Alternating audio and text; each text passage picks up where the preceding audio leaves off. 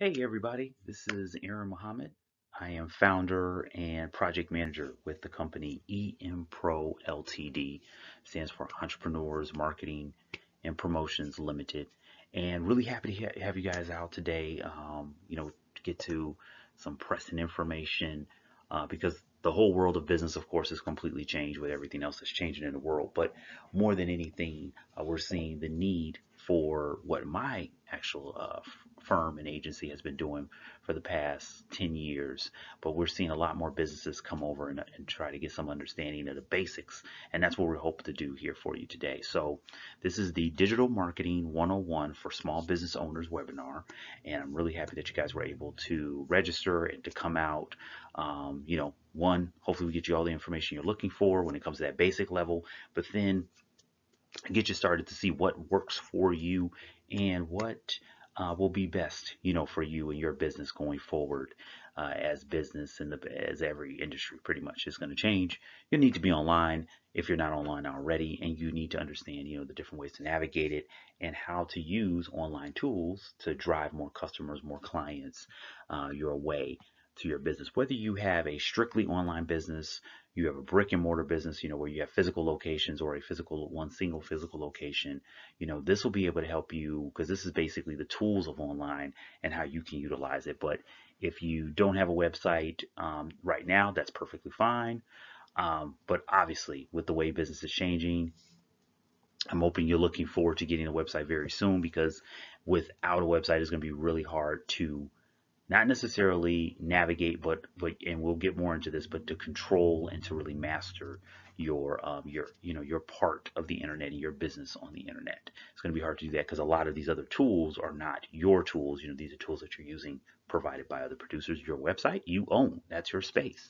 So we'll get really into that and just kind of the other tools, but most importantly, we'll focus on getting you the basic understandings of what digital marketing is and then how you can utilize it, of course. So, with that being said, just really simple, this is a guide primarily for non marketing professionals. So, whether you are a marketing professional for 20, 30 years, you just started with digital and internet marketing, that's great if you're coming in with that kind of knowledge. If you don't, that's perfectly fine too, because this is not focused on that. The purpose of this entire workshop and webinar is to help you get to a level where you can apply digital marketing practices and understand what that means towards your business. Now, what my company has focused on is digital marketing since the very beginning. I started as a freelancer, contractor, consultant, and then worked with a good group of freelancers and startups, and we basically branched into a much larger agency and firm, and that's what I started doing about 7 years ago when I started working with others and growing out the team, and then we got online as a full incorporated agency just a few years back. So been in digital marketing, web design, web development for, like I said, about 10 years now, and kind of has seen it evolve. So the purpose of our firm, the purpose of our business is to focus on helping entrepreneurs and small business owners leverage all the marketing technology that's out there so you guys can maximize your brand awareness and you can build a steady stream of revenue, steady stream of income coming in from online tools, utilizing online tools. And services, include, and this is kind of our top line services, but web design, web development, social media, advertising and promotion, as well as local SEO and graphic design. So we hit all gamuts. We're what you consider a full stack agency. We do everything from coding, web development to more kind of top level, which we'll talk about quite a bit with social media. We call it kind of the top of the funnel kind of stuff. So we can help in different aspects because we are a group of freelancers. We're a group of consultants and with that background where we specialize in those areas, but we come together to work and get our clients the best bang for their buck, if you will. And that's why, we do things like this. I wanted to make sure we're getting the word out of how we can help people. But most importantly, there's a lot of information out there. It's just a matter of, are you getting it from the right sources or not, right? So what can you expect attending this webinar, right? The biggest thing, like I said, is to get you just a basic understanding of digital marketing and what it's all about. But also, we're going to keep it as as I put it, painless as possible. Okay, so you don't have to understand a bunch of technical jargon as long as you get the basics. You know the basics of, okay, what's an email, you know, um, just what's Facebook, that kind of stuff. That's fine. That's as techy as I'm going to try to keep it, because the one thing is, there's a lot of info out there, but it's like a rabbit hole. You could just keep going deeper, deeper into it, which is awesome. But then also, you don't want to get so deep into it to where you actually lose focus of what you were originally getting out of it, and then what you originally, came for. So, what one thing you will be able to take away from here is, okay, this is what digital marketing is. Now I have the tools to create and start immediately implementing and winning. Okay, based on that digital marketing strategy I developed with everything I learned here. That's the key part, and that's what I focus on in everything I do. Is when I was in business school, when I was working with clients, the biggest thing we should always focus on is, number one, most of all, what can you take away? What's actionable, right? This is not just, I'm not going to go over theory. I'm not going to go over, concepts and ideas, because there's a lot out there about that. I've seen it. Um, I'm focusing on what I've been doing since day one, which is, okay, you're a business owner, you're an entrepreneur, you need the information to get some results. Information is only powerful when you apply it, right? But I'm going to make sure you have the tools to help you apply it, and then we can run from there. That way, you aren't coming out of like, okay, I just have a bunch of information. Now, what do I do? It's more so, now I have the information to put this together, and now I can start doing these things for my business.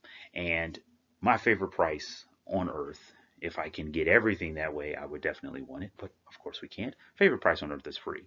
And one of the best ways for you to start with something is to have some, kind of a good incentive, a good push. So we're going to make sure you leave with a few free gifts. That way, you can start applying what you learn right off the bat. And more importantly, you're going to start seeing results for your business. And that's what this is all about, right? Whether you start a business tomorrow, you've been in that business for 30 years, you started the business a couple days ago, you'll be able to utilize every single one of the things we're going over immediately. And that's why we want to set up different webinars and workshops like this for you. So, first off, as it says right here, one of my favorite, one thing to learn about me, I will use these quite often. I'm a quote guy. I love quotes. Okay. So, you will hear me use a quote here and there. And I'm sorry, if I can find a way to plug it in that actually makes sense, I will definitely do it. And one of my favorite quotes is, if you're not networking, you're not working. Yes, you've probably heard that a bunch of times. If you haven't, boom, you've heard it first from me. I will not take credit for creating it because I didn't, but it is fundamentally true when it comes to business. If you're not networking, you're not working. So, let's start off a little bit of networking, because just to give you a quick story, I did this very similar webinar. It was about digital marketing, but it wasn't Digital Marketing 101. I did a very similar webinar 2 years ago when I first started doing these. And the funny thing about it was, we did the same exercise, and almost everybody who put in, okay, here's my first name, my business, my location, what my business does. The crazy thing about that, it was a business to business, right, type of event, a type of webinar. We were focusing on digital marketing, very similar to this one. And what wound up happening is almost everybody who participated in this first way, just to kind of break the ice, either connected with someone as a vendor, as an actual client customer, right? Or, which was even better, they built out this great referral program. And I literally, everybody I was following up with, I was like, hey, how did that exercise go? When I asked you just in the beginning, put your name in the comments, put the name of your business, your current in the business location or the future location or the future business, and specifically, what do you do? What products or service do you have? I kept getting feedback. I got a couple customers. I found a business partner. Got a couple vendors. We actually are building something together. Two of those individuals, they actually came together and they did their own webinar about networking specifically because they actually built out such a really good relationship. So doing this, just placing your name, your first name in the comments, name of your business in the comments, and then of course what your business does, your product or service.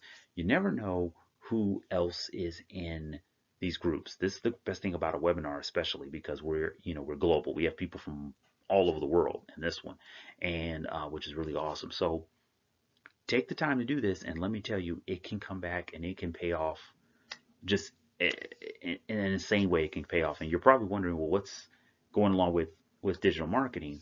Well, that's the key point. Everything we do marketing wise, whether it be, the traditional face-to-face sense, and tangible with actual, posters or postcards or whatever it may be, in advertisements and billboards, we can take that online. And this is one of the fundamental pieces of marketing. And this is also technically a piece of digital marketing, right? So getting into it, add those into the comments, your name, your business name, your product and service, and your location, and we'll see where it goes from there. And just to kind of kick it off, I'll just kind of share about myself, of course. Like I said, I've been in marketing, for specifically digital marketing, for about 10 years now, and started off as a freelancer, then built out my agency. Just some crazy things, crazy achievements here that I just thought it'd be cool to share, because it's just amazing how when you look back on your portfolio, you look back on your resume or things like that, you're like, wow, like these are some of the things that we have accomplished as a group, or some things that I've actually done in the business world that might have gotten on the news. So I started my first business when I was 7. Yeah, like most entrepreneurs, a lot of entrepreneurs started really early, or they just have had many different ventures, hands in different things. And well, actually, what I was focused on as a kid was, I love to draw and I love to write, and I still write. I write a lot of blog posts, write a lot of scripts. Um, so it kind of goes into kind of that same vein. But what I used to love to draw and write. So I would actually draw comic books and sell them to the kids in my neighborhood and in my karate class. Okay, so made a cute little penny as a kid, and then got a niche for, okay, this is what I want to do for the rest of my life. I want to start my own business, and I want to use my creativity. That's my brand, right? That's a portion of my brand. I sold my first company after I graduated from college. When I graduated from undergrad, it was a promotional business, and I was just done with it. My partner moved on. I was like, you know what? Let's sell the business. Let's kind of try to get some money out of this that we can utilize later on. Sure enough, we were able to do so. So once again, keeping me in that entrepreneurial vein, but at the same time, just saying, okay, that's not working for me. Let me move on, because it was a partnership, and the partner moved on. I was like, okay, if they're done, I'm done too. I didn't want to keep it on my own. If you're from the Chicagoland area, you may be familiar with our train. We have a thing called the CTA, and the Green Line. The Green Line, I actually wrote a proposal for a client while I was on the train. I got a call, and I was like, you know what? I'm not going to waste time. They need to see something fast. I literally took out legal pad, pen and paper, just started writing down the proposal exactly, but I knew what the client needed. I knew what we were going for. That's when I was doing advertising and marketing and sponsorship proposals for a client. And we were able to get a major portion of the sponsorship that we were originally going for based on that proposal. I wrote on the Green Line. Literally, I went from almost end to end of the entire line, which is about a good, probably about hour and a half ride.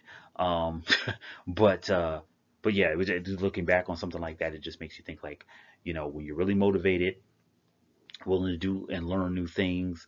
I was focusing on learning and mastering proposal writing, and sure enough, I got an opportunity to work with a company, and I was able to do that while I was on the train, and in a crazy train ride. And let me tell you, that was an interesting train ride. Trying to write a proposal on a train ride, yeah, it sounds as interesting as it really was. And finally, when I worked with independent music and independent record labels, um, we actually would promote and propose our different music to different record labels and distribution firms. And I was kicked out of Sony Music in New York. They were very polite originally, but I was very persistent in trying to get the CDs. And this is during the time of CDs, when I was trying to get the CDs to the record execs. And let's just say, I don't think that CD made it, but more importantly, I probably can't go back in that building. So it works out. If you own your own business, you don't have to go into certain companies. But yeah, it's just it's interesting what the entrepreneurial lifestyle will take you, and staying in all areas of marketing, all of these promotions, sales, you know, in one way, shape, form, or fashion, they all came back to marketing. So it's always been in my blood. So you're in the best hands right now. So which leads us to the reason why digital marketing is so impactful and very powerful, especially right now when people, it's a lot of uncertainty. Things are transitioning and changing, but there's still a lot of uncertainty out there. One of my favorite quotes, once again, if you don't find a way to make money while you sleep, you'll work until you die. Now, that's a very famous quote by Warren Buffett. And Warren Buffett, for those, obviously, I believe he's still the third wealthiest man. I know this list has actually changed quite a bit.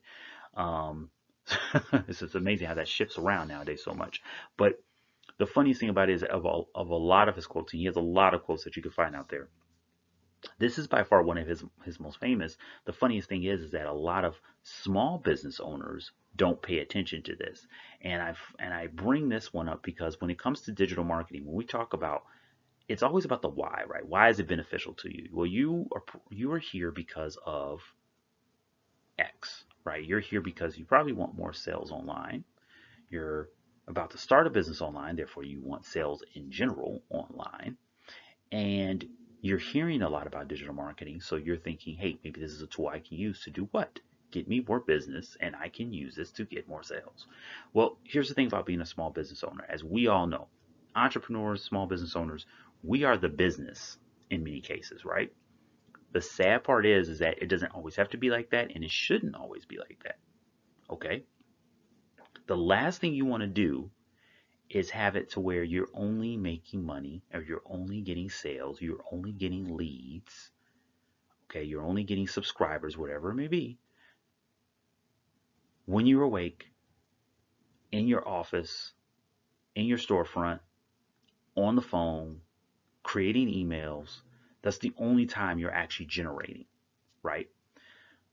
Taking from this quote is actually one of the best ways to illustrate the power and the necessity for something like digital marketing, because what you can do is you can not only automate, which means you can get things to run a lot more, automatically, chain reaction kind of ripple effect, if you will, right? You don't have to be the one there pushing the button, turning the knobs all times.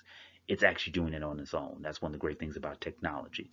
But number two, and this is most important, number two, it allows you to focus on the work, because a lot of times what we're doing is marketing never, ever stops, right? If you own a business, you really want, most likely you want to control your own destiny, right? That's the reason why you're doing it. You want more time with your family, or more time just to do things you enjoy.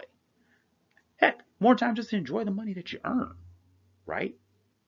Marketing can't take a moment off.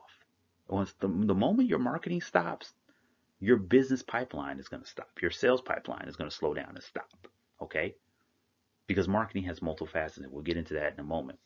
But you want to ensure that you set up your marketing, and digital marketing is the easiest way to do this, to where your business is constantly being put in front of the right people. It's constantly connecting with the right people. It's constantly responding to the right people. Okay? Now, yes, you may need to do some work when you come back into the office, but I can tell you right now from this experience, and then setting up, taking an entirely offline business and bringing them online for a client in the past, and I love his quote. I got to start putting it into these webinars actually, because he literally said he never had seen it where he literally like went to sleep one day and next day he came in and boom, he's looking at all these orders and he's looking at all these communications that are coming his way because of what had been automated for him. All he had to do was a few buttons. He didn't even have to put stuff in a box at that point, right? He was in that kind of a position, and that's not easy, right? To make that transition. That's why he hired us to help him out. But the core portion of that was, he's like, I made money while I was asleep. And he had come from a business that he only made money billable hours, right, when he was actually working. So he was no longer working, 15, 18 hours a day in some cases. He was constantly setting that, oh, I can own my own business and have a regular 8-hour workday if I really want one. So you have to find a way to make money while you sleep. And digital marketing, okay, is the way to do that. because it's connecting your business to your target audience and it's bringing in that sales pipeline, it's generating sales while you're asleep, while you're on vacation, while you're taking a day off, while you're handling family business. It's helping you with all those things. So, how do you get more customers coming to you and make money while you sleep? So, two pieces, two important factors, right? It's visibility and sales. That's why I keep saying you have to have the attention, you have to connect with the right people. And of course, if you're now connecting with the right people, now we just have to translate that to you satisfying their needs, providing a solution with your product or your service, whatever it may be. The best thing about this is that if you notice, I'm not focusing on one industry. There's nothing different, right? You can take this from any industry. You can take this to politics. You can take it to anything. Because at the end of the day, if I don't know what you do, I won't know where to find you or how to find you. And if what you do doesn't satisfy my needs, then I'm not going to buy from you. So that doesn't change. No matter what field you're in, that won't change. You have to connect your product service to being a solution, to being a problem solver, to being something that somebody really wants, really needs at that time of their life. That's your target audience. Never changes, right? That's never going to change. And digital marketing is one of the most efficient ways to get that information and make sure that you're talking to the right people and that they are being marketed to at the right time.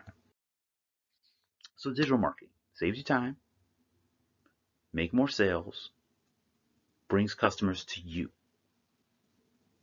Okay.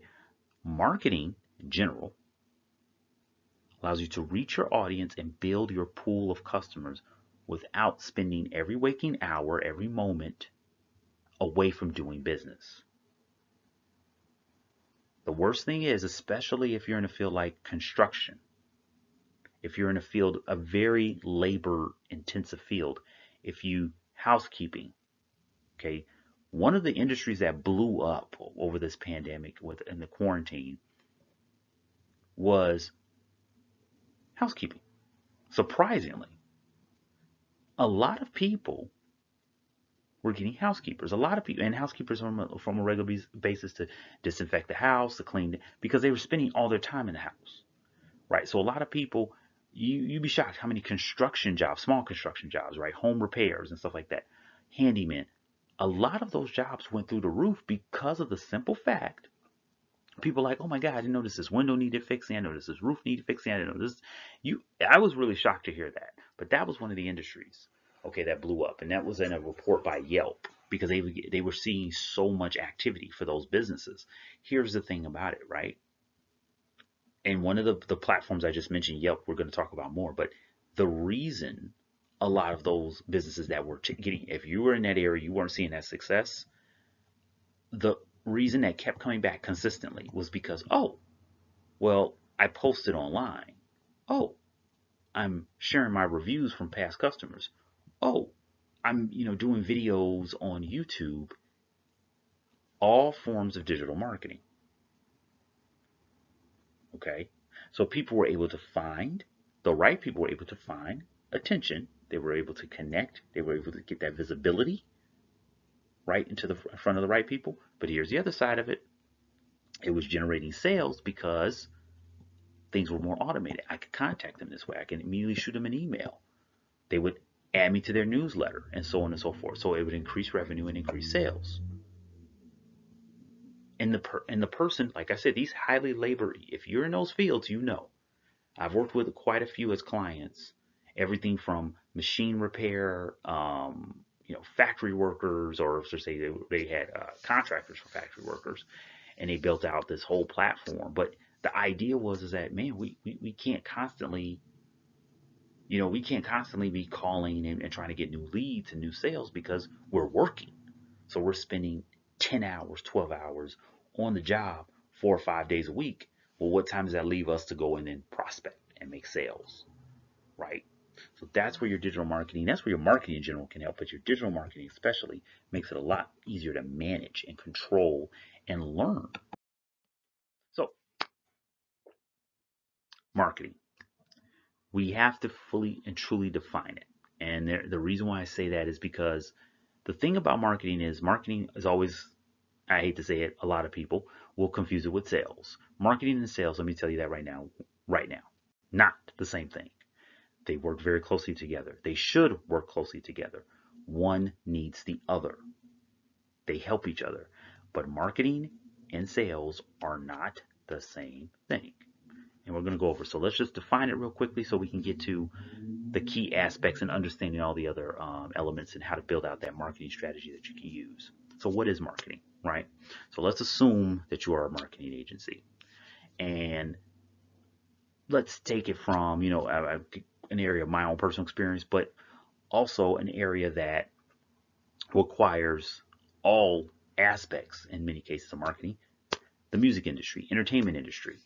Almost every industry is going to dabble in the different tactics of marketing, but entertainment, music, anything creative, you're probably going to touch on every single one because you're trying, to connect with the right people, and sometimes, they need different ways to be engaged, right? So if you are the marketing agency and you're helping with a concert that's coming to a town, right? Create a sign, put that sign, just letting everybody know, hey, this concert is coming to your neighborhood. That's advertising, right? Sounds familiar. We've seen it all. Happens all the time.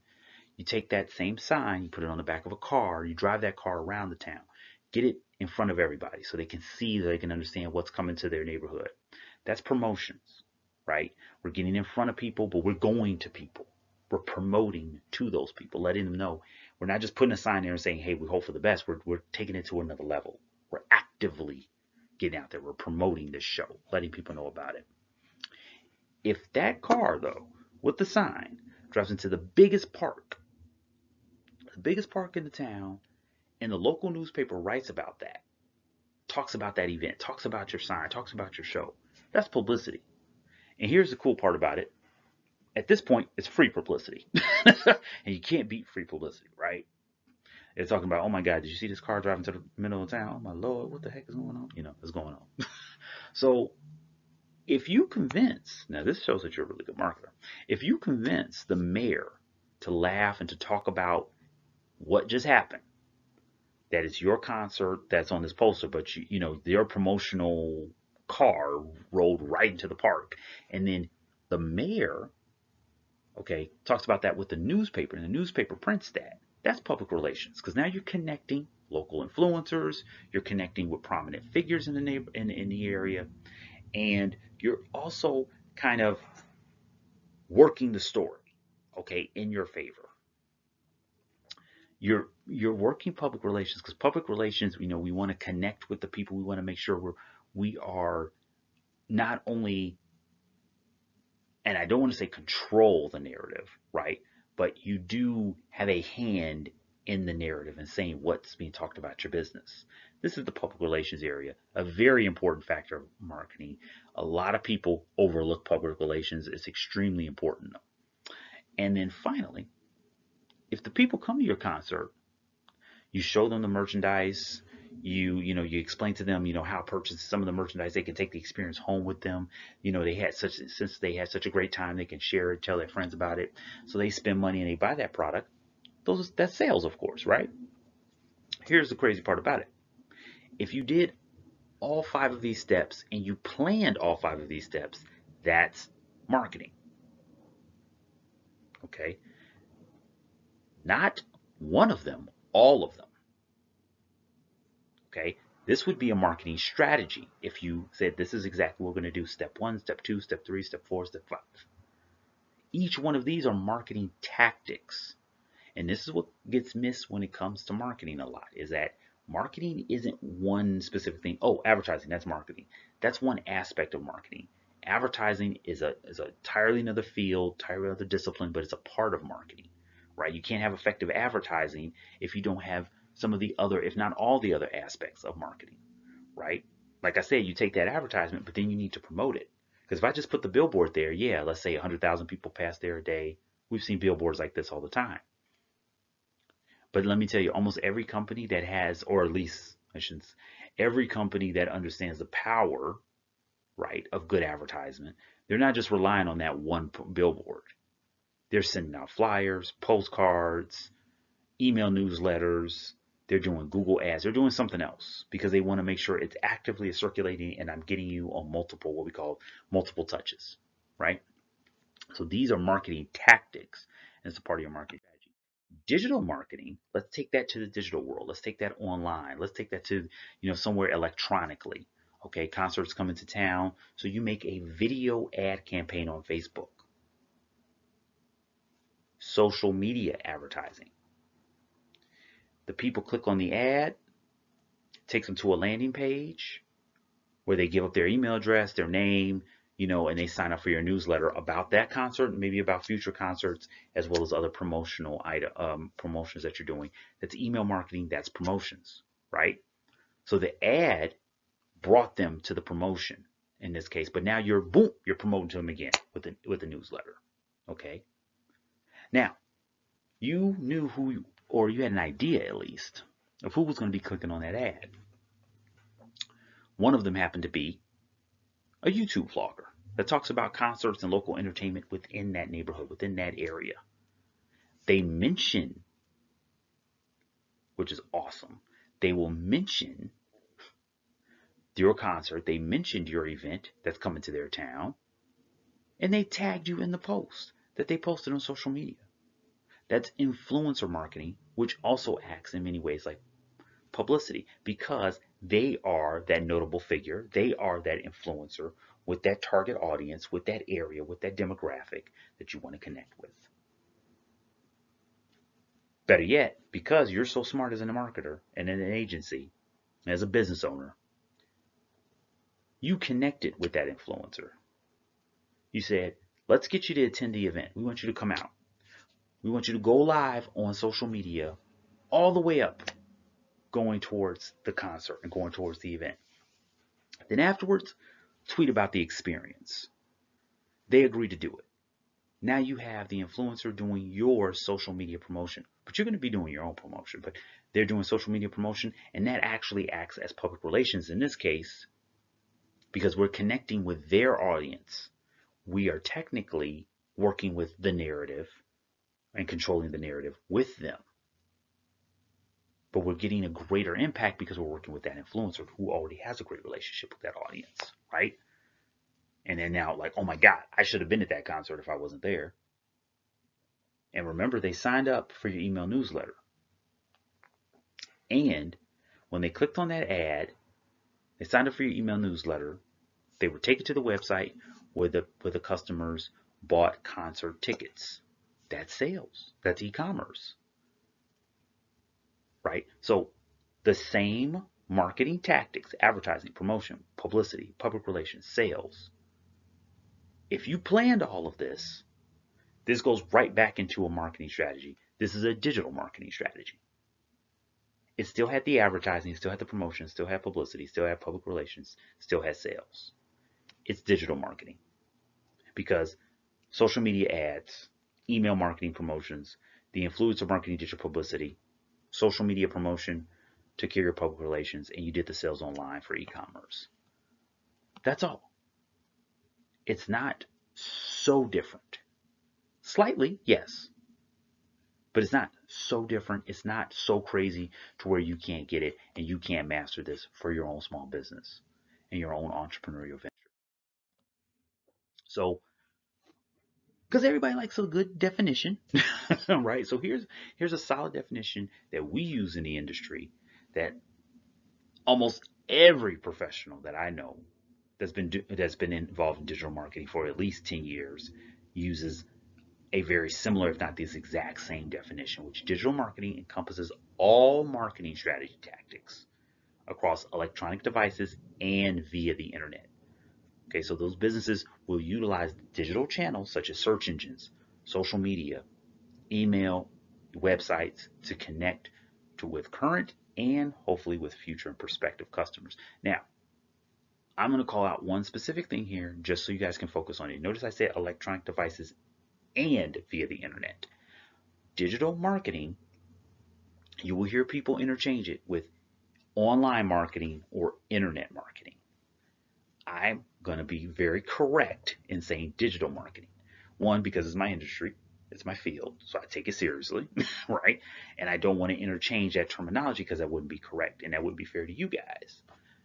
Digital marketing is not necessarily internet marketing. Okay? Key point. Digital marketing just means something being placed in a digital platform. I can be create a great digital marketing campaign and utilize something on a DVD that is not connected to the internet, text messages, right, which not connected to the internet in most cases, okay, whether it be Bluetooth. Once again, it doesn't necessarily have to be connected to the internet, so it's not necessarily internet marketing. Okay, digital billboards, I know you've seen those aren't connected to the internet. So it's not necessarily internet marketing, but it's for sure still digital marketing. Get what I mean here? So it doesn't have to connect to the internet. It doesn't have to be www. It doesn't have to, it doesn't have to be in one of those streams to be digital marketing, right? And that's why I say, just in case, if you hear internet marketing and online marketing, hey, I can tell you right now, I know a lot of people selling snake oil, especially nowadays, and it's sad, and a lot of people get misled. That's my professional purpose, is to help small business owners and entrepreneurs. Okay, so I'm not misleading you on this, and I want to make sure you guys, if you hear somebody say, "Yeah, I'm a digital marketing professional, I do everything when it comes to internet marketing," you're like, "Whoa, wait, whoa, what's going on?" Do you only do stuff on the internet, which is fine, or are you in a digital marketing field where you take care of everything, like you're focusing on all aspects of it? We are a digital marketing brand and agency, right? So I've done everything from text message marketing campaigns to digital billboards to, we've set up even things on people on a Blu-ray, right, on Blu-ray disc and DVDs. So it doesn't have to be connected to the internet. So a digital marketing strategy would normally include like these key pieces here: advertising on Google, promotions on Instagram, that's your social media promotion, publicity in a blog article or blog article too on your website and others blogs, public relations via Twitter, connecting with the audience, having them talk, build up conversations, and of course sales on your website. Like I said in the very beginning, you don't have to have a website right now to go through this. But I'm telling you right now, if you don't have a website in the next few days, at least, seriously, and I'm being very serious about that, you're missing out on a lot, for the fundamental fact that with all this uncertainty of the past now a year and a half, this should be showing a lot of us as business owners why we can't turn our heads to innovation. If you didn't have a website 5 years ago, that was pretty much okay. If you didn't have a website last year, you were struggling. If you don't have a website this year going forward, I don't know. I'm just gonna keep it real with you, right? Sales on your website. You want sales, you want revenue. So let's get into it. Digital marketing, people. Boom. Here we go. Let's go to the concepts. And with your questions, we will have a Q&A time. We will have a Q&A set. So hang on to your questions, put them to the side, put them on a Word file, Google Doc, write them down real off to the side on your legal pad or whatever it may be. Post it.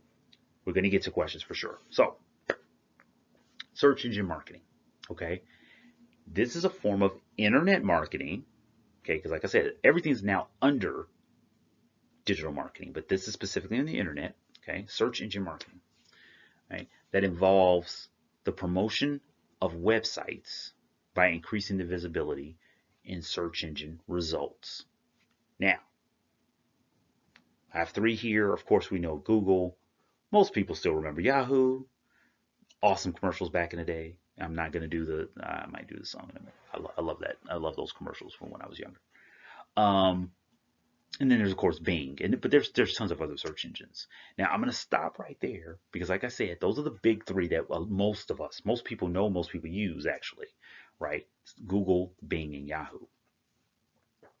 The cool part about it though is that a search engine can be multiple formats. In other words, as it says here, search engine results pages across the internet. It's an aggregator, right? So basically it takes all the results of websites and web addresses from around the internet and it gives you a result. But there's other types of search engines, and I'm going to challenge you guys with two. And I want you to let me know if you think these two are legitimate search engines. Are they actual search engines? Yes or no? Okay, and I'll go with the rest of the explanation here. But number one is YouTube. And number two is Pinterest. Do you think those two platforms are search engines? Yes or no? Put that in the comments. If you think YouTube and Pinterest are legitimate and actual search engines, just you can put YouTube yes or YouTube no. And of course, we'll come back to it. But I want you to put that in the comments now, because I would love to get your idea and then to see how much you already know about search engines, and more importantly, how much you already know about digital marketing. Because search engines, this is right at the top. This is one of the main ones, right? So search engine marketing, okay, is where we're going to use paid advertising, okay? So this is where you hear terms like Google Ads. If you've ever heard of the term Google AdWords or Google Ads, this is specifically what we're talking about, okay? And that's the power of using an advertising network across one search engine, right, Google, but then they take the advertisement, because now you're paying, and they will spread across all the websites within their network. Okay, and that's a big network when we talk about Google. But Yahoo has its own. Now, Yahoo has recently changed and then become Verizon, online media and internet media. So the Yahoo search network is now, or the Yahoo ad network, search ad network, is now Verizon, and Bing is now called Microsoft Ads. So it's now Google Ads, Verizon, Verizon Internet Media, and Microsoft Ads. Those are the three biggest search engine advertising networks, okay? Because they are within their own search engine, but then they go across hundreds of thousands, and in the case of course Google, millions of other websites. Yes, millions. And it could be a one-page website, it could be a website with 1,000 pages. Google Ads go across millions of websites, okay? And the idea here is that with search engine marketing, my goal is, if you notice in the illustration here, my goal is to be at the top, okay? So if I'm running ads, I'm definitely going to be at the top. Of course, you pay more based on certain factors, but you can also get up to the top, or at least closer to the top, using free tactics. And there's a ton out there. We're going to get into some that you should focus on. But at the core of it, and honestly to get the most out of it, right? Especially when you start to earn and you start to grow, you want to look at the search engine advertisement, right? The search engine marketing aspect, okay?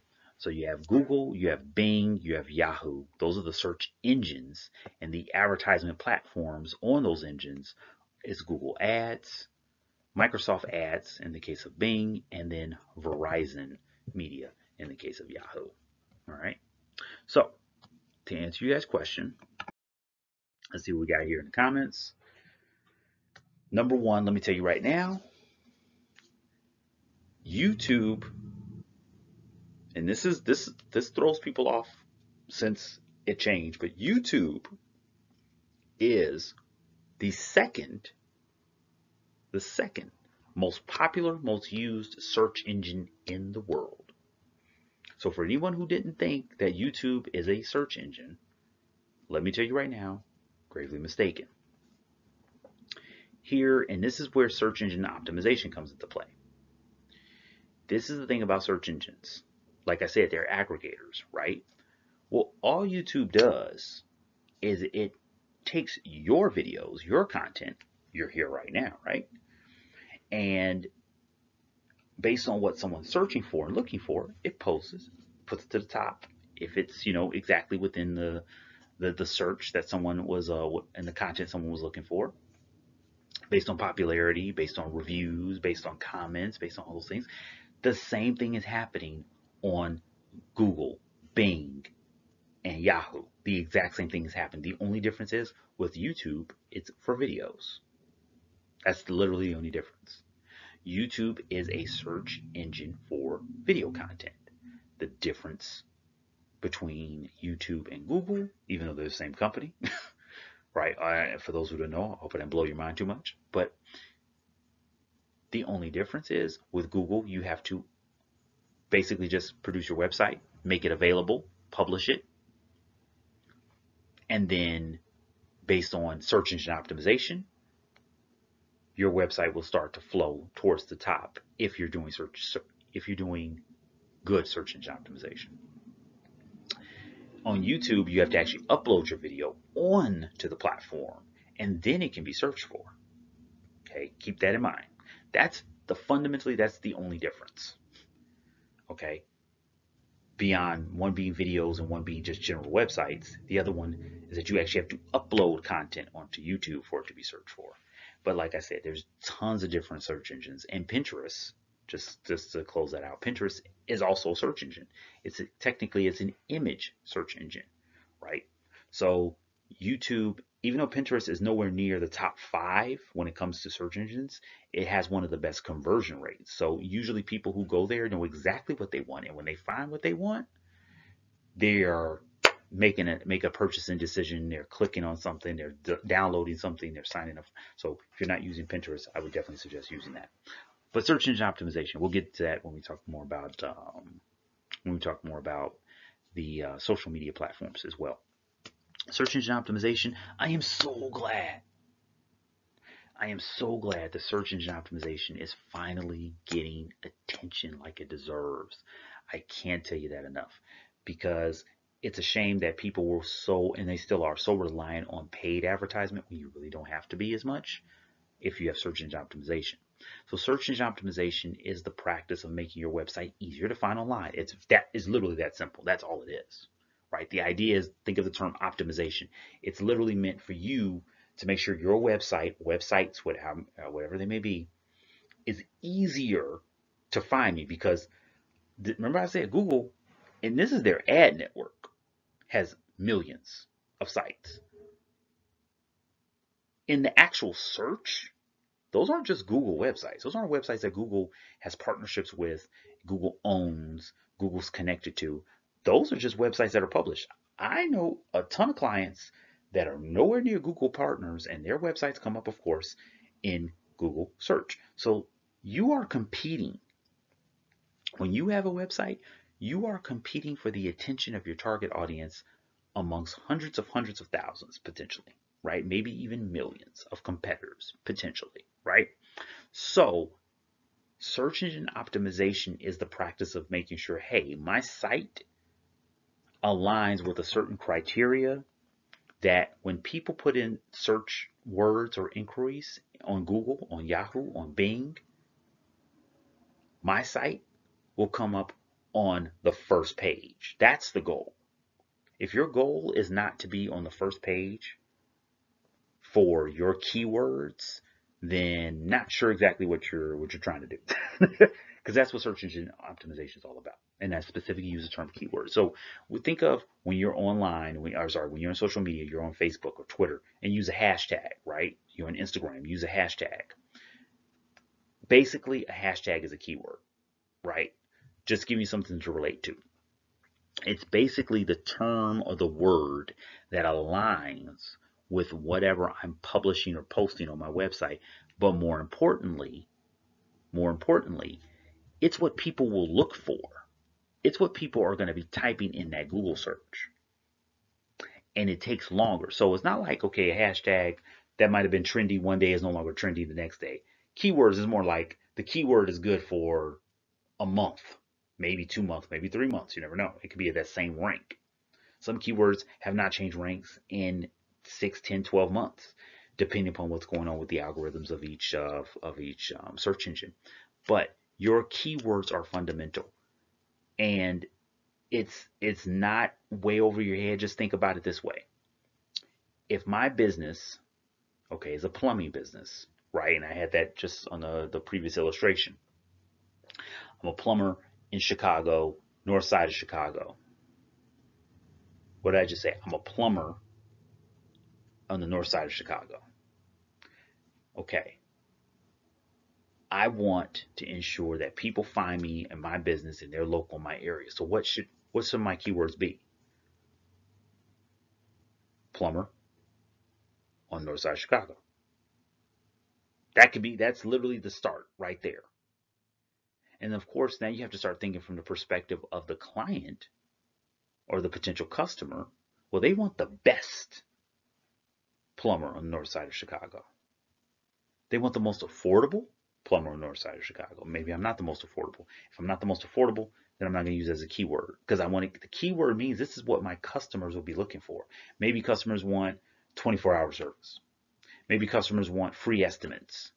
Maybe a customer wants, parts and labor included. Who knows? But the idea is that you have to think from the perspective of the search, and then also in relation to your business, the problems that you solve, the services that you bring. Adding keywords to all of your images and videos on your website is quite possibly the easiest way to start making sure you're utilizing search engine optimization on your website, but it's also the easiest way people miss it. I mean, I've talked to people who get real technical. They're like, oh, I have the meta tags, and they're in the headers. I have the schema markup, and I'm not trying to get you to understand all that stuff right off the bat. If you don't understand it, that's fine. The point is, they were really technical, and I asked them, okay, let me see all the photos and the videos on your website. And you know what I get? The first video, the name of the video, and the title of the video is number 00533426789. I'm like, wait, what's going on? These are just the random generated, we see it all the time. When we take a picture or we have a video, right? On our phones or in our cameras or whatever it may be. And I was like, where are the keywords? Oh, I didn't even think about that. Yeah, you want to put the keywords in the title of your video. Here's the funny part about that. If you make that a regular practice for yourself, and then you start uploading videos to YouTube, you've already started doing search engine optimization for YouTube.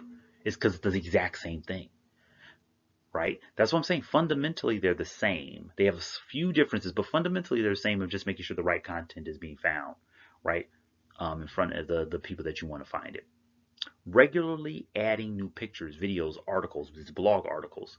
We started, because like I said, I've always loved to write. So I've been writing blog articles for years. I've been writing SEO descriptions for products for years.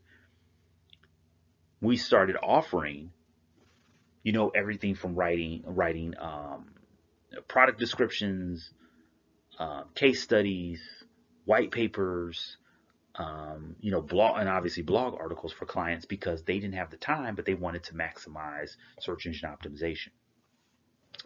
If you don't have the time to do it, there's a ton of freelancers out here. Like I said, there's teams like mine who handle that for you if you're a digital marketing specialist. And everybody has, of course, their different pricing and stuff like that. But that is quite possibly one of the easiest ways to get new traffic to your website. It's just by posting up a new picture, posting a new video, adding an article or two to your blog every week or every month. Using those keywords in all the text across your website. All of these activities will help you get to the top of Google, because your goal is to get to the first page. Here's a crazy statistic that a lot of people don't know. You should write this down. A lot of people don't know, which is really, really sad. Really, really sad. Okay. And it's painful to say it sometimes because a lot of people don't know it. But let's say for your keyword, right? You're not ranking on the first page, second page, third page.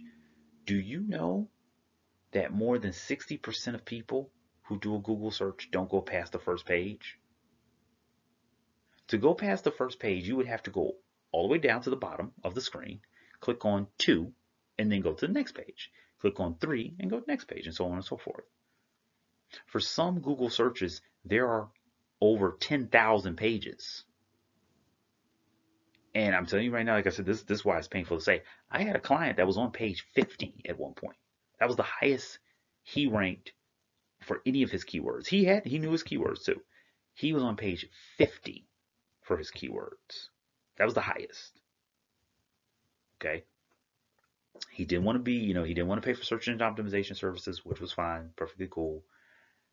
He didn't fall from 50, but he didn't grow, right, in a year's time.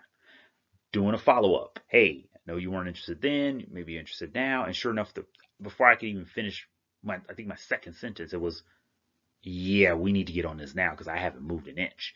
But here's the thing. The lower and the lower you rank for your keywords, and you're probably wondering, well, it's not that bad. I mean, he was obviously in business, but you have to keep in mind, business is online. So if more than 60% of people who are looking for him don't go past the first page and he's on page 50, how much of that business is he getting online? None. He never got an order on his website. He had a website up for 4 years and didn't get one order through that website. Within the first year working with us, he literally had the exact same amount of sales on his website within that first year as he had in his brick and mortar location, because he was getting in contact with customers. The digital marketing basically was working for him, right? He was getting more calls, he was getting more emails, he was getting people coming into the business, right? So taking the time to understand this will not only save you, but it will help your business grow. There is no question in it. It will definitely help your business grow. Okay? So you want to make sure in one way or another you're doing these. And these are the key points of search engine optimization. All right. Local SEO. Now, search engine optimization has multiple components, but when it comes to the basics and the principles of SEO, we have local SEO. Local SEO is going back to that example of the plumber on the north side of Chicago. I'm from Chicago. I'm a homer. I'm going to constantly use it. Okay, I'm going to constantly use Chicago. Here's the thing about it. Like I said, you probably have heard of Yelp, right? But there's a ton of other platforms very much like Yelp. And the key point of that is, number one, this is where people are leaving reviews. And we all know, if somebody tells us they had a great experience somewhere, we're probably going to go there. If somebody tells us they had a bad experience somewhere, we definitely are not going.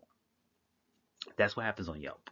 That's what happens on Trustpilot. That's what happens in Angie's List. That's what happens in Yellow Pages. That's what happens on all these local SEO platforms where people are sharing their reviews, their remarks, their comments about businesses and people like us who are consumers, right? We may not know them personally, but if we put in a Google search, those Yelp reviews are going to come up.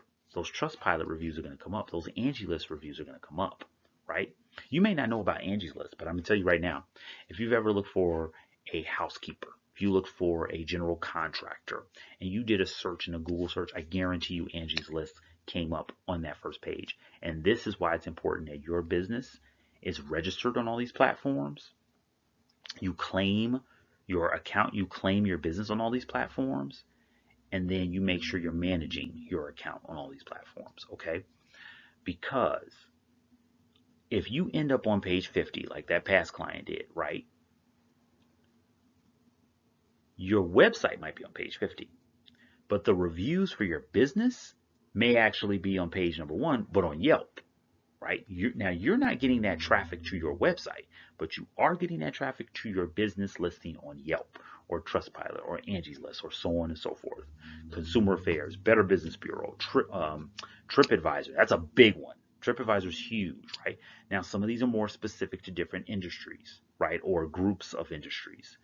So to help you guys out, in the comments below,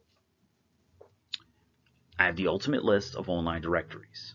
Now, it's not easy to navigate all the directories, right? Because there's a lot of them, and there's a lot of them, let me tell you right now. But that list is the first place to start. You have links to each directory. You have links to each website. Immediately check if your company has a page on that site. Most likely with the bigger ones you do. Maybe some of the smaller ones, more lesser known ones you don't. But I can tell you right now, the most important thing is to immediately claim it and take control of it. That's the first thing you need to focus on. And then if you're trying to manage them all, there's actually some really cool tools to help you manage them. And you know what? For you guys here at the webinar, this is what I'll do. After you go to that list and you notice, hey man, I have all these platforms or I have all these profiles, shoot me a quick email. You know, my email will be in throughout here quite a few times. Send me a quick email. I answer email. I live on my email pretty much.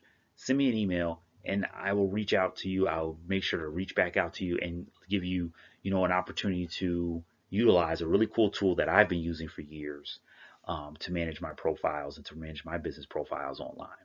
So don't forget, go to the comment, sorry, not the comments, go to the description below and click on that link and then check out all those directories because you want to make sure you own your position, you own your profile on those directories. I brought up earlier blogging, but I'm also going to talk about vlogging. Okay, blogging and vlogging. I've been blogging for years and now I'm getting more into vlogging, but honestly, there's no greater way to tell your business story than to tell your business story. And then there's also ways to, you know, you don't necessarily have to just share your business story. You can obviously share the key reasoning, right? Why people will want to come to you. You're an expert. Your website should have a blog. Seriously. Share your expertise. It doesn't have to be you're not going for being a social media influencer. We know that. It's not about that. It's about sharing your expertise.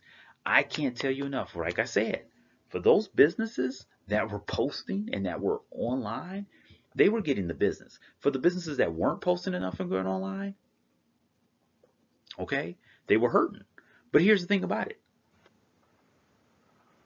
A lot of businesses that got the business online, you know how they got it? It's because they had a blog post to showcase their expertise. They had a video to showcase their expertise. Placing a video and a blog on your website is so easy nowadays. And if you don't know how to do it, reach out to guys like me, okay? And we can help you out, at least give you the advice. Or here's the best part about it. I guarantee there's a blog for it. You could do a Google search. How do I place a blog on my Shopify website, my Square website, my Wix website, my WordPress website, whatever it may be? It's right there for you. So this is the best part about having your own website. It's because you now give yourself all these options and these opportunities to connect with your audiences and to make sure customers see why they should hire you. I go to this really great bakery. They didn't have a website, built it for them, and they were like, well, what do we post there? And I was like, just post a video of you making one of your most famous cakes. They did this, worked like crazy. People were so shocked that the ingredients that they were putting into their cakes were actually a lot healthier than they expected. Because people were like, man, they just taste really good. We didn't think the food would be healthy or healthier for a cake, right? It really was. And they posted that. And they had no problem posting because it wasn't like secret ingredients. It was anything like that. But people were really shocked at the way they tasted because, let's be honest, we've tried to go the healthy route on some snacks and sweets, and it doesn't work out well. Anyway, it worked out well for them. Another good point is, with your blog or vlog on your website, you can actually turn it into residual income if you want to go around that route. You could become a Google partner website. Okay? And ads can be posted on your website and you generate some revenue from it. You can have affiliate marketing programs. You can have referral programs for your customers to become advocates for your business and bring you more business. There's a lot of opportunities with that. But this is a key point of having a website and one of the most important reasons to have a website. You control all these narratives. You control all this. You make it all possible. And it's as simple as a few clicks. And then if you don't know what to write the first time, you can hire a freelance writer. You can hire a small team like mine, or you can just take your time and look and get different ideas that are out there. There's so many different options and opportunities for that. So here's a good example of the two kind of ways of doing it. In the description below, I have the video that we posted. This is for a website. This is actually a company that I used to be a part of. And it was a women's fashion line, e-commerce business. It's called Butterfly Jeans. And if you click on the link in the description, you'll see one of the blog articles. Then you'll see also one of the videos. Very simple to add to websites. Very simple to include and to get your brand, your brand story out there. But then also to show people why they want to shop with you and they want to work with you. And like I said, I've been doing this for a while. I've been in many different aspects of the business. So I've seen what works and what doesn't work. And I can tell you right now, video works tremendously, but blog articles work just as well. They may take a little bit more time because you really want to type out your thought, get your thought, contextually right. And of course, you want to sound well. This is where, if you're not going to hire a person to write it, hire a person to edit it and audit for you. I know a lot. This is just amazing to think about, but shockingly enough, as blogs have become more popular, a lot of English teachers, okay, are using this as a side hustle. So you can work with a teacher, a person who focuses on English and grading papers, to just look over your blog article before you publish them. Build a great relationship with them, and who knows, they may want to become one of your writers. You never know. Okay, video marketing. I just brought up video. This is actually, in the illustration here, this is one of my favorite YouTube channels because I'm loving what this guy did. Is he a men's tailor, wellness coach, and he's like, you know what? Let me just go on YouTube and start posting. This is way before the pandemic. This is before all this stuff happened. He blew up literally within days. And like I said, I love to talk about this because it's an absolutely amazing story. And this is what a lot of us need to be doing out here. You have a voice. You have a profession. You're a plumber. You're an electrician. I don't care what you do. Let me tell you right now, I have probably gone to a YouTube channel I know I've gone for an electrician. I know I've gone for a painter. Okay. I know I've gone for real estate sales and real estate purchasing and real estate investing. I know a lot of people right now are going for Bitcoin or crypto. It doesn't matter what your field is. And this is the cool part. If you're an entrepreneur and you're trying to figure out, well, what do I want to do? This is the coolest part. Use the search engine of YouTube. Okay. And a link to his page is in the description as well. Use the search engine of YouTube and look for your industry. See what videos are on there. I can tell you right now, one of the best things about this is I did the same research and I noticed something. I was like, oh, wait a minute. There's a couple aspects of my business that aren't on YouTube that much. That's great. Now, boom, let me control the narrative, right? So if you notice that, hey, only a few people on YouTube are talking about what I talk about. Or, great, there's a lot of people on YouTube talking about what I talk about. But are they coming from the same perspective? This is the second most powerful, the second most used search engine in the world. You're not on there with your content, you're missing out. Boost your search engine rankings, capture attention faster, utilize video. Link to this guy's awesome YouTube channel is in the description below, and I definitely just check it out. It's amazing because it's like, whoa, wait, I never even thought about coming at it from that angle. And if you have, great. Now we got to get you on YouTube. These numbers shift and fluctuate all the time, but you don't have to be everywhere, okay? The great thing about social media is that it also can work and help your SEO, but it is second to SEO. When it comes to free ways to drive traffic and push people to your website, SEO is second to none. Social media is second to SEO. So it's that simple, right? Make sure you have that Facebook like page. Make sure you have a LinkedIn company page. Everything else after that is up to your brand. It's up to your audience. Go where your audience goes. The reason why I say the Facebook and the LinkedIn, though, is two reasons. Number one, you want to claim those because those are the two most prominent when it comes to business.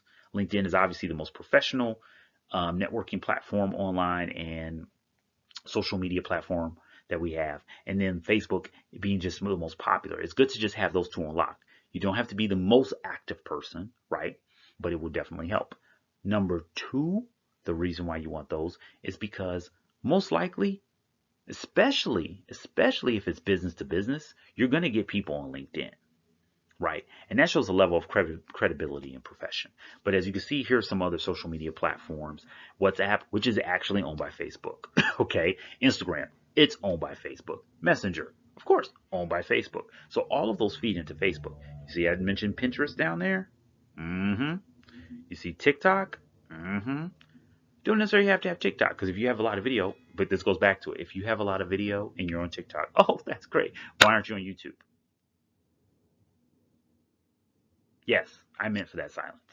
You have a lot of video, you're putting it on Instagram, you're putting it on TikTok, but you're not putting it on YouTube. Please explain why. Doesn't make sense to me. If you have the video, you have the content, place it on YouTube, the second most powerful search engine in the world. Just putting it out there. Social media tips. I know a lot of people that I've worked with, talked to, they're like, man, you remind me of like a teacher I had in school, in high school. I was like, not a good thing. So, social media tips, things to do. Go where your customers are now. Like I said, you don't have to be everywhere. So here's a good example. You have the Facebook page, you have the LinkedIn page, great. Oh, wait a minute. My customers, they really use Twitter. They love Twitter. Then go to Twitter. Use Twitter if it's what works for your brand to connect to your customers. But don't say, my customers, they use Twitter a lot. I'm already on Facebook and I'm already on LinkedIn. They use Twitter a lot. Oh, but wait, you know what? Instagram's really popular. Oh, wait, we got to start making videos for TikTok. Don't do that. You see what I say here? You don't have to be everywhere. I've made this mistake in the past. But one thing as a digital marketer, one of my things is I have to test things, right? So I have to be everywhere in a sense, but I don't have to be there all the time. I wouldn't be of good service to my clients if I'm not testing out and learning constantly. We are always testing out and learning constantly. That's why we are professionals at what we do. But if you master one social media platform, and I know tons of businesses, and the funniest thing about it is typically the businesses that are doing best on social media are the ones that have mastered one. I have so many people that I've met, they said like, oh no, I don't use anything besides Instagram. I don't use anything besides Snapchat. And they're making a killing. But only do that when you've mastered that platform to where you're doing that. You're making money from it. It's helping you with your business. You're connecting with your audience. Don't do it for popularity. It's visibility and sales. I'll be the first one to tell you, even as a digital marketing professional, I don't care about likes. I could care less about likes. I focus on subscribers. I focus on shares. I focus on comments. Because if you're commenting, that means you're engaged. If you're subscribing, that means you like what I have. That means you genuinely like what I have and you want to come back for more, right? If you're sharing, that means you liked it so much you shared it with your friends, right? So here we go. Master one to where you're getting that type of engagement. Use three. Like I said, you definitely want to be in Facebook. You definitely want to be on LinkedIn, and then find that other one that's a little bit more tailored to your industry. Maybe Facebook is tailored to your industry, so you don't have to find a third one. But it wouldn't hurt, right? Maybe you want a Twitter account. Maybe you want Pinterest because you have a lot of images in your business. Maybe you want Instagram because you have a lot of images and video in your business. Post to that profile at least once a day. At least once a day. And I'm saying this to you and I'm saying this to myself. At least once a day. You got to do it. Use this slogan. Post, test, learn, repeat. Post, test, learn, repeat. Post content. Use your hashtags. Focus on using your keywords in that post. See how far it goes. Look at your analytics, right? Just the data and the actionable data that you have. What is it telling you? Learn from it. When is the best time to post next time? What is the best hashtag to use? What's the best keyword to use? And keep repeating that. That's all you got to do. Do that for a month, and I'll tell you right now, you're going to grow leaps and bounds. This is the funny thing about it. Even on LinkedIn, as it's social media, you want to have an actual voice. Okay. Now, this isn't a social media webinar, but definitely if we were in that or a workshop, I would suggest, we go more into that. But let's just say this. Think about it this way. You're trying to connect with people, and it's hard to connect with people if you say Pepsi loves this, Coca-Cola loves that. People hate that. That's the reason why you have CEOs all over the world from all different types of companies on social media on the platform that works best for their brand to connect with their audiences. Or they have brand ambassadors, or they have customers do this. Customers working as brand ambassadors, if you will, or brand advocates. So keep that in mind. You want to be careful not to come at people like this big professional, suit and tie guy all the time, because sometimes that is more off-putting and more offsetting than anything. Even if you're talking to other business professionals, they might not even like that because they're like, it's so stuffy, and I don't really know what you're about. Or the sad part is you sound very mechanical, artificial, and you're not and disingenuous, and that's what you don't want to come off as. So be careful about that. Try to sound more like a professional person, but not, a company. And let's say that with a deeper word, a company, right? Think of social media as a customer service channel. I can't tell you enough. This works. I know so many clients that are like, I'm not connecting with people. People are not coming to my social media. And I look at it and it's like, well, yeah, you're just advertising to them. That's it. And they're like, well, what's the problem? No. Have you asked them a question? Have you given them a survey? Have you, tried to spark a conversation? No. You sound like a stuffy company that no one wants to deal with. Have you ever looked at company advertisements?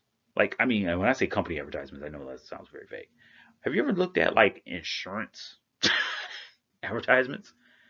Have you noticed that the insurance company advertisements are some of the most entertaining ones? Because insurance can be really boring. So we can't advertise like that. We have to advertise where we can connect, make people laugh, and forget, oh God, that's Aaron Rodgers in a State Farm commercial. Right? That's Drake in a State Farm commercial. Like, really? And the Progressive commercials, the Affleck commercials, all that stuff. So use it as a channel where you're connecting. You're making people laugh. You're making people, make them think about something. Like, hey, I didn't think about it like from that perspective or that angle. You got to come at it a little differently, Like I say, if we do a full social media, hey, you know what? Actually, it's a good question. If you guys want to see a social media webinar from me and my team, boom, put that in the comments and let me know. I will definitely make sure we do that and make it happen. If you want to see a social media webinar, place that in the comments, yes or no. Let me just say yes, social media webinar, and boom, we'll take it from there. Because once again, I'm listening to you, and that's what it's all about, making sure you guys get what you need. Finally, your friends are not customers. You want to connect, but don't just reach out to your friends. Reach out to everybody else. Focus on a target audience, and we're going to get into why you focus on a target audience, but you need a target audience. If you don't know who that is, if you're just getting started, I got you back. Don't worry. Also, hashtags. Hashtags from influencers. Every industry has an influencer. Every industry has an influencer. Maybe not 5 years ago, but nowadays, every industry has an influencer. I always suggest this. 3 things. Follow hashtags, follow influencers, and follow at least one of your competitors. Always do that. Especially Instagram, Twitter, Facebook. At least one of those. All right. Like I said, it's put all the tactics together to make a strategy. Creating a digital marketing strategy. Don't overthink it, right? You want to focus on execution. Plan well, but you want to focus on execution. The greatest plans, the greatest information mean nothing without implementation and execution. Keep it simple. Keep it very simple and straightforward to yourself. And answer 5 specific questions. That way, once you address those questions, you'll be able to put your strategy together properly. Be honest with yourself and where you're at and where you want your business to go. Be very honest with yourself. I don't have a big budget. If that's the honest truth, you have to do a lot of, bootstrapping. You have to do things free. Then that's what you have to do. You have to do research. If you don't like doing research, that's why I said there's teams like mine, there's freelancers out there, but there's no reason not to take some time and do the research. Doing the research with that person that you hire is even more beneficial, right? Don't be cheap. And when I say don't be cheap is if you're looking at it as, okay, I want to get $1 million worth of service for a $5 budget. That's not going to happen. Remember, you're going to get what you put in. If you put in the time, the effort, and a little bit of maybe even money investment, you'll get that out. But you got to put in an investment because this is your business. This isn't a game, right? I joke around. I'm fun because I like to keep it as light as I can, but this isn't a game.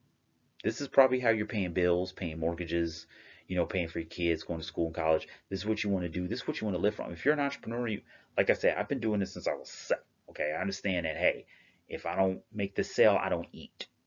Okay, you got to have that mindset. So don't be cheap when you're investing in your business, when you're investing in your dreams. Okay, so didn't want to get too serious right there, but I'll bring a joke in. Don't worry, I'll bring one of my dad jokes in. Everybody hates my bad dad jokes. All right, so 5 questions to answer. What do I do? Why do I do it? Who are my customers? What problem do my customers have? What are the problems that I'm trying to solve for them? Okay. Where are my customers and where do they find solutions for their problems? And finally, how can I solve their problems? Right? How can I be their solution?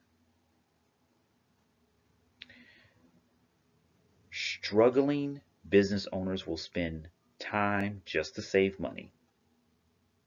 Okay. Successful business owners will spend money to save time. Like I said, your digital marketing is going to work for you. In some cases, Google Ads, hiring a blogger or an agency to do your social media or to do your blogs or to do your vlogs, to build your website. Spending some money somewhere, okay, will then give you that pipeline of business, give you that pipeline of sales, get you going in the right direction, and it will save you time ultimately. That's what the successful business owners do, right? You're here because you want to focus on that and transition to that or find new ways to keep that going. And that's what we're doing right now. So let's get these 5 questions out of the way to build out your digital marketing strategy. What I do and why. Remember your introduction, right? Remember, this is who you are. This is what I do. This is where I'm from. This is my product and service, right? Remember, we established that earlier on. Now, simple statement. Why? Why do you do what you do? That might sound odd of like, okay, how does this go to my marketing? Well, once again, I don't want to talk to some stuffy company. And a lot of companies have marketing strategies based on their mission statements because that tells them what platforms I need to go to. And most importantly, who am I talking to when I'm on those platforms? In the description below, I have links to some of the best, most simplistic but straightforward and real mission statements. Check it out. A lot of companies have now developed a mission statement specifically for digital marketing, specifically for social media, specifically for just their marketing in general, right? To encompass all social media and digital marketing. I'll tell you this right now. If you have a different strategy for digital marketing and social media, you've already missed it, right? Because social media is a portion of that. If you have a modified mission statement for your digital marketing in comparison to your general business mission statement, that's different. But your mission online in a digital platform should be the same across the board. It's the reason why you go to that social media platform. It's the reason why you use that email marketing service. It's the reason why you have a website on this platform instead of that platform. You get it down to that level. You don't have to get it down to that level to start, but you have to start and understand why you started to get out there, okay? Customers choose you based on why more than what. In a few cases, it's what. Don't get me wrong. There's a few, quite a few. But overall, it's the why. Okay? And I put a great example right there. Why Walgreens instead of CVS? And I can tell you why a lot of people pick Walgreens over CVS, and is actually pretty consistent. A lot of people pick Walgreens instead of CVS because of convenience. In other words, location. That's a why. And that goes to the cornerstone of that company. Why Nike instead of Adidas? It's the same thing. It goes to the cornerstone of the company. Think about what Nike means. Nike's name means victory. It means victory, right? It's the goddess of victory. The idea is if I'm wearing Nikes, I'm a winner. That's their slogan, right? Just do it, all that. It's the why. So if you can't tell me why you do something, notice I mentioned it multiple times in this. Why I do what I do. It's my professional purpose to help entrepreneurs and small business owners realize their goals. And I help them help them doing that by helping them with technology, marketing, and innovation. That's what I do. I could say that all day, do it all day. Know your why.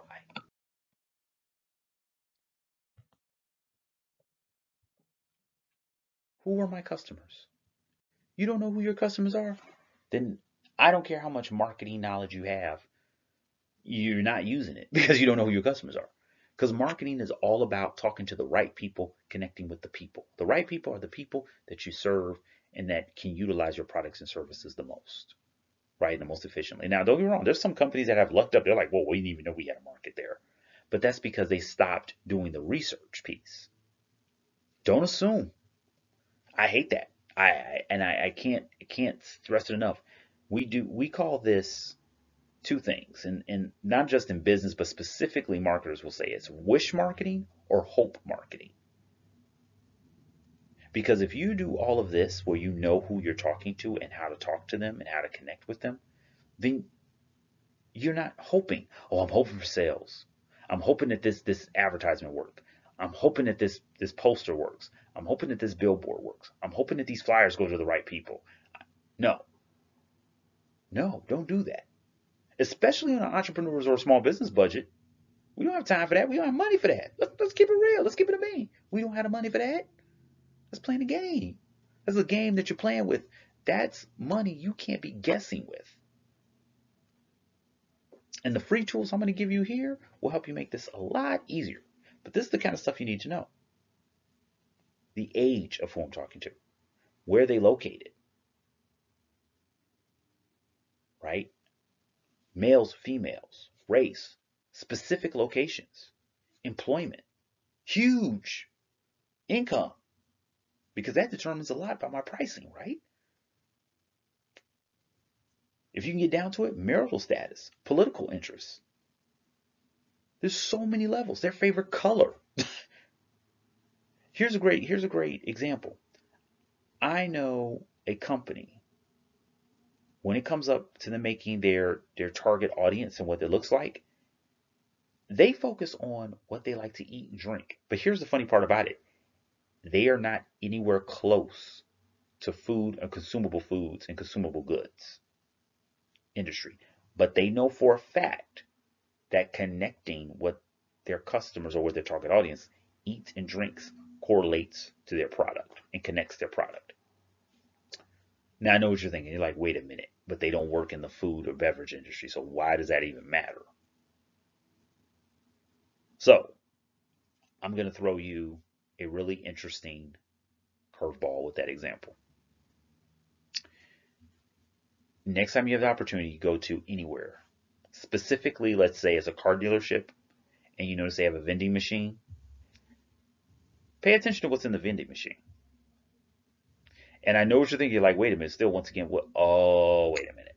Because if I put the right items in your vending machine, or I put the right items in my vending machine at the auto dealership, and this person actually owned multiple dealerships, very successful dealerships. They knew, oh, all my customers drink Coca-Cola products. And it wasn't because he only had Coca-Cola products in his vending machines. Because this is the crazy part. He asked the vending machine, guy who was switching everything out. I was like, wow, you're switching out all the Coke and you're not switching out some of the other stuff. The guy's like, yeah, I was testing new products out. I was going to change some things up. But I noticed I'm not selling any of these Pepsi products. He literally said, I'm not selling any of these Pepsi products. Now, this is a member of a business association that I'm with.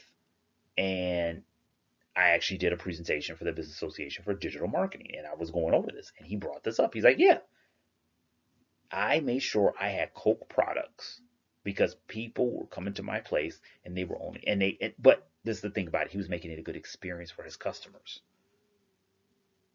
So he knows that about his audience. I got to have Coke products. And like I said, he has multiple dealerships. Yes, they're in the same region, but they're definitely not in the same. And when I say region, I mean the same states. States. Multiple. But they're not in the exact same state, right? So he has dealerships here in Illinois, Indiana, Wisconsin, all in the Midwest. Coke products.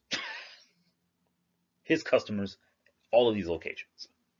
You have to know at this level. This is a reason why he's running a multi-million-dollar auto dealership business, because he knows this type of stuff about his customers. He keeps his customers happy, but he knows his customers, and that's how he knows how to keep them happy.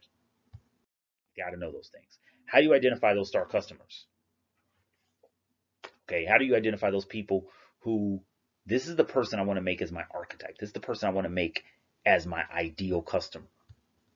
Talk to past clients, talk to current clients. Don't be afraid. Keep regular contact with them. Ask them, hey, what are we doing good? What could we be doing better? If you don't like doing research, if you don't like being a little innovative, if you don't like getting a yes and no, sometimes those answers, I'm sorry, business is not for you. Because the successful businesses are the ones who are willing to do things like this, to take that time, to take those, that time and dedication towards their customers. Deliver on time and deliver great customer service. Be accessible. One of the things that I always get good feedback about from my customers, and I ask them, I'm like, hey, what can we do? What could we have done better? And hey, they say some things. Yeah, you could do this better. You could do. Not once have I ever gotten, oh wait, oh, he never talks to me. He doesn't reply. The number one thing I always get is like, this guy, I can always get in touch with him, or his team members, I can always get in touch with them. I can always connect with them. Identify your star customers by talking to your current customers. Now, entrepreneurs or small business owners who have yet to start. And I know this is the one thing that used to always annoy me when people talked about this. Talk to your current customers. Look at your current sales. I don't have any. I'm just starting out. So this is what you do. Okay. This is why you do a little research and identify what other companies are doing. Look at your competitors. Look at the competitors of the same product and service that you're doing. And if you tell me that there's no one out there doing it or doing what you're doing, I'm going to tell you right now, I know that is almost 100% incorrect. You just haven't dug enough. There may be one or two. It might not be hundreds of thousands of competitors. It might just be one or two competitors. But unless you are literally reinventing the wheel or water, somebody's doing what you're doing. They might not be doing it the exact same way. And that's where you can see the opportunity. Is there a need for the way that you're doing it? Do they have customers that will love the way that you're doing it? One of the products, one of the services, I shouldn't say products, one of the services that I started in my business, I was literally laughed at by so many competitors when we started offering monthly website maintenance. 4 years later, you know what they started doing? Offering monthly website maintenance. 4 years later. Because they were like, no one's going to keep coming back. People are going to take over and do their websites on their own. I'm like, wait a minute, what about the small businesses and entrepreneurs that don't have the time to do that?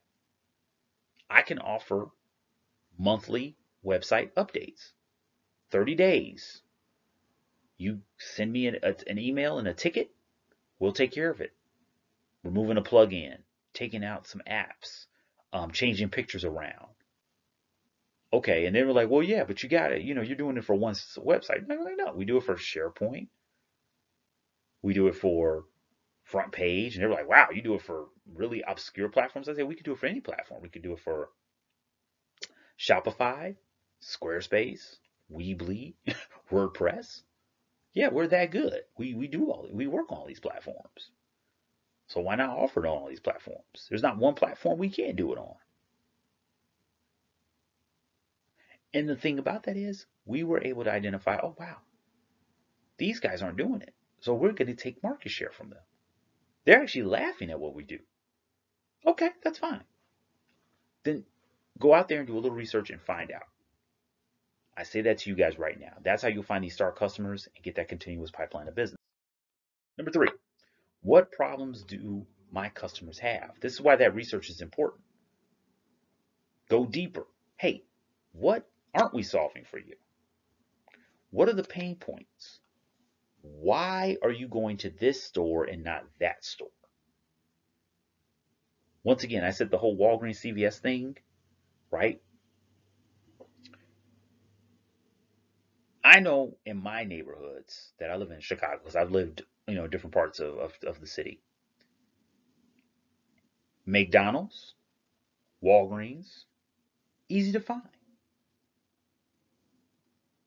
I can find these two stores very easily, almost on every major corner or every major area. I can find multiple locations. The only thing that rivals those two companies may be Dunkin' Donuts.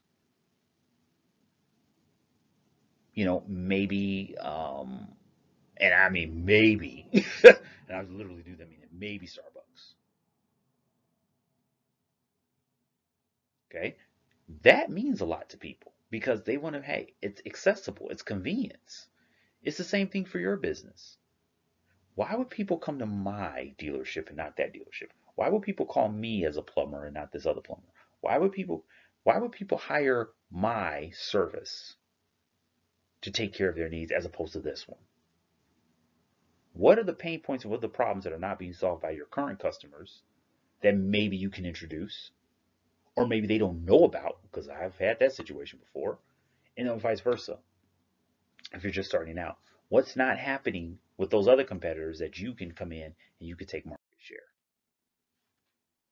Remember, it's about them, not you. You're a problem solver. You're a solution, not a salesperson. You're a solutions provider. Okay? So you're starting these conversations is not, hey, what can I offer you today? It's like, what's going on that we maybe be able to help you better? I love when I get a call like that from a company I work with. When they say, hey, we noticed you've been, and I get this, a specific company I work with, I'm not trying to plug them, but a specific company I work with, which is Ionis, and they are one of the best, Internet of Things kind of companies, if you will. I get this call from them every few months, like, hey, man, you've been a customer and everything. We just want to make sure you're fine with all the products and services, but more importantly, is there anything else you need? They're not saying, hey, we're here to sell you something. What else do you need? Okay, we don't offer that. Okay, thanks for the feedback. And I can tell you, literally, out of working with them for over 10 years, they've done this twice where a few months later I noticed they started offering the product that I was talking about. I was like, I guarantee they called a few other people and noticed that product or service wasn't being available. Be genuine and listen. They took my feedback and they used it. You should be using your customers' feedback. Your competitors' customers' feedback is even better. Okay? And don't focus on pricing, focus on value. Focus on providing the value. And I say don't focus on pricing, meaning that if you get in your head, okay, I gotta charge them $5,000, I gotta charge them $50, I gotta charge them whatever it may be, right? No. What I'm going to give them is a level of service that's worth $5,000. What I'm going to give them is a level of service, and it's taking this much out of my, whatever budget or whatever I have to do to produce it. So it's going to be, a significant price point. Focus on value. Where do they find solutions? This is the social media piece. Almost everybody in one way or shape, form, fashion is on Facebook. Doesn't mean they're using it a lot. Okay? Keep in mind, people, and this is a great statistic, it's a great number, and it's, my God, it's amazing how crazy it is actually accurate in comparison to a lot of other stuff out there. 3 times people seek business advice on LinkedIn, YouTube, and Instagram more so than Twitter and Facebook. So if you're the kind of person, let's say in my kind of area where I'm offering help and assistance, YouTube and LinkedIn is ideal for us. Maybe not Facebook. Where are they looking for you? And you can find this out by doing your keyword research, by knowing which hashtags to use. You know, hey, I'm getting more traction on this platform with that hashtag than I am with the other one. Okay. Amazon, Walmart, and Target. Retail, retail, retail. E-commerce. Spend more money on Google ads than Facebook ads. Google's #1 customer is Amazon. Their #2 customer is Walmart. Facebook's #1 customer right now is now TikTok. TikTok surpassed 3 other major brands 2 years ago. Think about what I just said. TikTok is Facebook's #1 customer. Amazon, Walmart are Google's #1 customers. So if you have a type of business that is a little bit more on the technology side, trying to get in people's face, connect with them better, certain age group, Facebook might work perfectly for you. Because people are already on Facebook looking for that advertisement. While on the Google ads, if you're in retail, e-commerce, that might be your best bet. Listen, like I said, hashtags, keywords, use them for your research. Create a short list, a spreadsheet, okay, for your keywords and your hashtags. Online reviews and ratings. Register your business with those sites. Don't forget to email me if you want access to a specific tool to help you with that. Okay? Your competitors' LinkedIn pages, Twitter accounts, Facebook like pages. Follow them. Like them. See what they're doing. Maybe what they're missing out on. And then utilize social media listening tools like Hootsuite, Sprout Social, Social Mention. They have free, and trial plans, but utilize those. Okay, they can be a great deal of assistance to you. And the final question: how can you solve their problems? The formula for advertising success, right? Customer motivation is affected by a problem. Your product or service is the solution. Okay? What value are you bringing to them? That's why I said don't worry about the money piece. Focus on the value. Because if you illustrate value enough, that price point won't be a problem for the right target audience, for the target audience. Your product and service must address their needs on an emotional level. Not logical, practical, emotional. That's why, hey, most of us don't want insurance. Most of us don't like insurance. But we do like those State Farm commercials. We do like those Aflac commercials. We do like the Progressive commercials. And they have the products to back up exactly what we need. But they take down our barrier for a minute, our wall that we're holding up, and then boom, we get to see what the product and service is all about because they get our attention. Always position yourself as the solution and be specific. Make sure those ads and those posts that you put up have a clear call to action. Click here, download this, subscribe here. One message per post, one message per advertisement, one message. Don't get confusing, keep it simple. All right, let's close this baby out. So, if you currently have a strategy, revisit it. But we're going to go over a one-page strategy that you should revisit and update regularly, at the least every 6 months, if not every 3 months, just to see if you're on pace. Capture and control the customer data that you're receiving. Okay? So those reviews, those comments, those surveys, build those connections to where you're getting that information. Save it, review it, build out your tactics and strategies around that. The comments where your customers are saying, hey, I don't like this or I don't like that. That's the kind of stuff you want to focus on.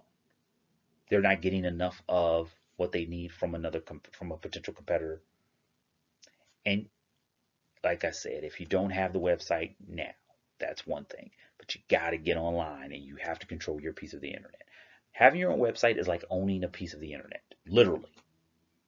That web address is your web address. You own a piece of the internet. It's your hub. So if you have a brick and mortar business, right, if you actually have a location, your website is just the digital version of that location. That's all it is. And it's just as important. And the funniest thing about it, it's actually far more cost effective. Now, don't get me wrong, a lot of us have businesses where we have to be physically at a location, we have to do something. That's fine. Your website should just help you build out that sales pipeline, bring in those customers while you sleep. And it also brings a heck of a great level of credibility. So now what? What we gonna do? What's the next steps? Yes, my voice did get that out. Next steps. All right, you have your 5 pieces of your marketing strategy for your ideal customer. So start doing the research to put that together, because now what you want to do is you want to have it all in one nice spot, whether it be in one document on Google Drive, a couple of spreadsheets, however you work, written down on paper, but you didn't want to type it up, because tomorrow what you're going to start using is those free templates. That's right. I said those free templates, those gifts that I said I was going to give you, right? Day after that, once you fill in all the information, because now you have all the information written down, you have it all in one sweet spot, review. Review where you're at and where you want to be.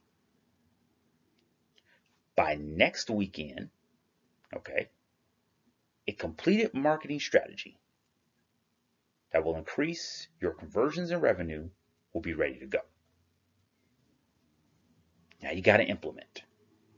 Within 1 week, you're about to position your business into a much better place. You'll have ideas on where to capture research and information. You know what the customer needs to hear and what they need to see to hire you as a solution for their problem or problems. And you know where you need to be. Local SEO. What do I need to work on? My current SEO. Am I about to get online? Yes, you're about to get online. So here's your new website. Let's make sure the SEO is spotless, is perfect from day one. Use this now. Okay, this is the key.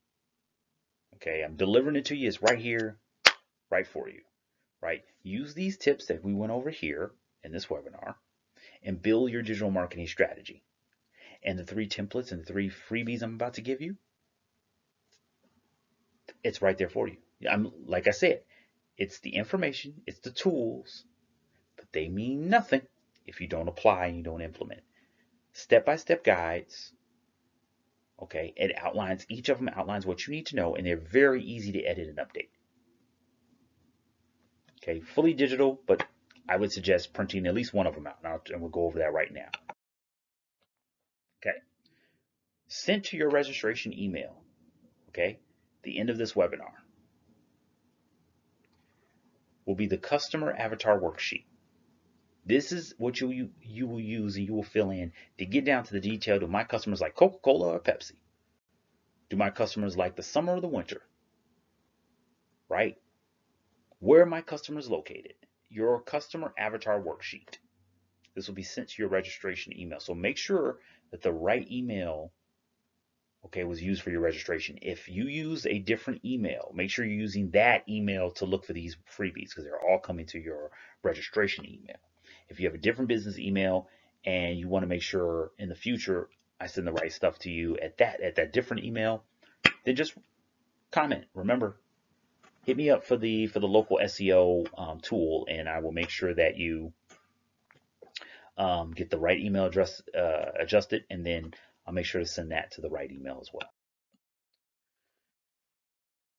1-page digital marketing strategy. Like I said in the very beginning, keep it simple. I keep it very straightforward and to the point. Okay, because the thing about it is we can make it really complex, we can make it really busy, we can do a lot of things like that, but that will not necessarily help you, and it won't help me either. It won't help me because from a business perspective, as a project manager on web development projects, on digital marketing projects and campaigns. I want to make sure my clients understand what I'm doing, and you guys being here, taking the time, you guys are putting your business, you're putting your goals in what you're focusing on and growing. You're trusting me and my advice, right? So I want to make sure that you get right to the point of information, and I'm making sure that you get the right way to properly map out and put that information into actionable strategies. So it's a one-page digital marketing strategy. One page. You can't fill in one page for your business. What are we in business for here, right? A social media brand power audit. This audit is a quick audit to review where your business is, right? And then where you want to go using social media. Once you have all three of these tools working together, you can take this audit. This is where I am. Now let me make sure in digital marketing strategy, I don't need to be on these platforms. I need to be on that platform.